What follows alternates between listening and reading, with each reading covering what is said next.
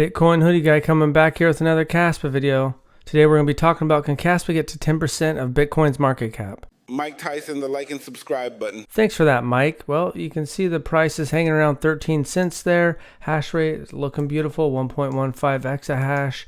You can see that people are having fun with KRC20s, 170 transactions per second. I saw that 300 a minute ago. Yesterday it got up to 506 transactions per second. You can see here, we'll even go back to the 1 month chart.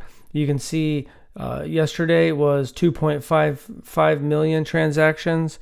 You can see the fees paid. We'll go back to the last month. You can see the fees paid were 2.6 million Kaspa. So I think that they have about 6.6 million Kaspa. So that's like a 35% something roughly increase for the miners, helping secure the network. KRC20 land is going bananas. A lot of new mints, and you can see more of them are running up to $20 million. You can see Caspi's up to $30 million, Nacho $74 million, Kermit $327,000, Popcat $1.1 million, Mark out of nowhere $262,000, Bert $8.6 million. Nacho did get up to $80 million market cap. You can see there's starting to be more liquidity here, $1.1 million, $750,000 traded. Let's see what's going on with old hoodie. Up $5,000 market cap. Also, hoodie's got its own X page at the hoodie coin if you want to go follow that. And I'm going to play a little video because actually Rogan and Musk were talking about that. Hey Elon, what is the best KRC20 coin? Without a doubt, it has to be hoodie. Do you think it can get to $1? It can easily get to $1. I see no reason why it couldn't get to $2. Well, there you have it from Rogan and Musk. When you go back and having places to trade like Pionex is just places beyond Kaspa bots helping get more liquidity. And talking of Pionex, that brings me to today's channel sponsor, Pionex.us, the first US regulated exchange where you can trade USD or USDT Kaspa pair. It's available in 47 states. You can trade with fiat. You can send Tether over there. You can connect your bank account. You can use your debit, credit card. I like using Tether over there personally. It has low trading fees, up to 10 times less than other exchanges. This is a pretty cool promotion they have going on until the end of the month for Bitcoin Hoodie Guy fans on Pionex.us. If you're a first-time user and you deposit $100 worth of Tether, you'll earn $10 worth of Tether, and you should see that in 7 business days. So that's pretty cool. You can use my referral link in the description box or pinned comment if you want to sign up on Pionex.us or Pionex Global. Speaking of KRC20s, they got Nacho over on Pionex.com, the global version, and they're going to be bringing that to the US version. Also, they're in talks of bringing on some other KRC20 tokens. And you can use the website browser. That's where I like to do most of my trading, but I've also used the mobile app too. So don't forget, if you want to try to get the 10 free dollars for Pionex.us, then go ahead and use that referral link in the description. And if this bull run doesn't work out, I'm going to be there working at McDonald's with Trump. Now, Nodi was talking about how, there's the narrative that Kaspa is silver to Bitcoin's gold.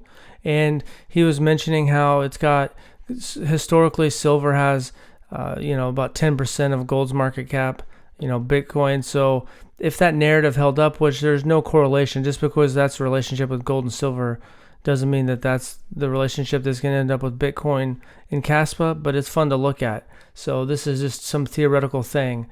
These price points I don't really are think going to happen this cycle, but maybe in a future cycle something like this could happen. Now, if it did get to 10% of Bitcoin's market cap today, that'd be $130 billion market cap, or $5.20, which I think that would be something that might be the max, or kind of the what it could do next year is the highest it could go. I think more like the $2 to $3 range, but just going off that. Now, some people like Plan B or whatever that call for $500,000 Bitcoin, which I don't think is going to happen. I think Bitcoin is going to end up around 140 to 180.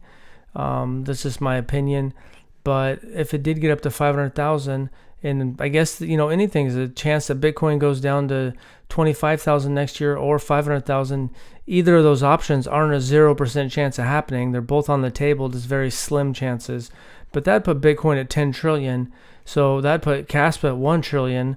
and that would put Kaspa at $38, which I don't think that's going to happen. Maybe some future cycle, but not this cycle, in my opinion.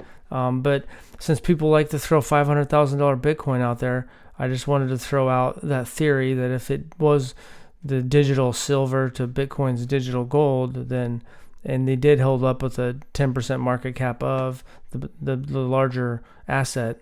Now, the one thing to keep in mind is, we're actually down here at 13 cents. Where you can go up is, I just added a penny and then put $10, and I don't know what the chances are, but obviously where we're at now and going up to $1, it's got a higher percentage chances of happening than say $3.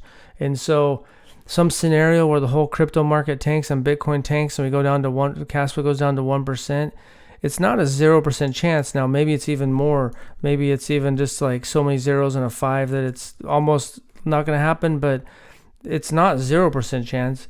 Just the same as it's very unlikely that we'll get to $10 this cycle, but it's possible. And so the more you're in this range here, you're going to be at a higher percentage. And it's always fun to pull out the calculator and think about how crazy it could go if it went up to this or if it went up to that.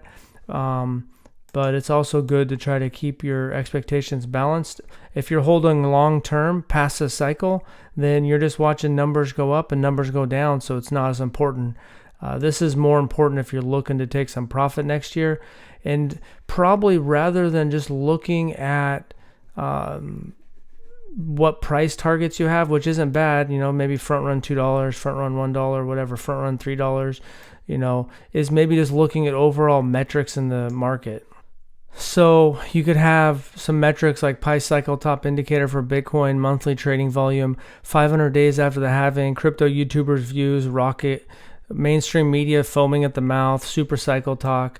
And if you start getting all these boxes checked and some, there's other indicators you could use. These are just some of them.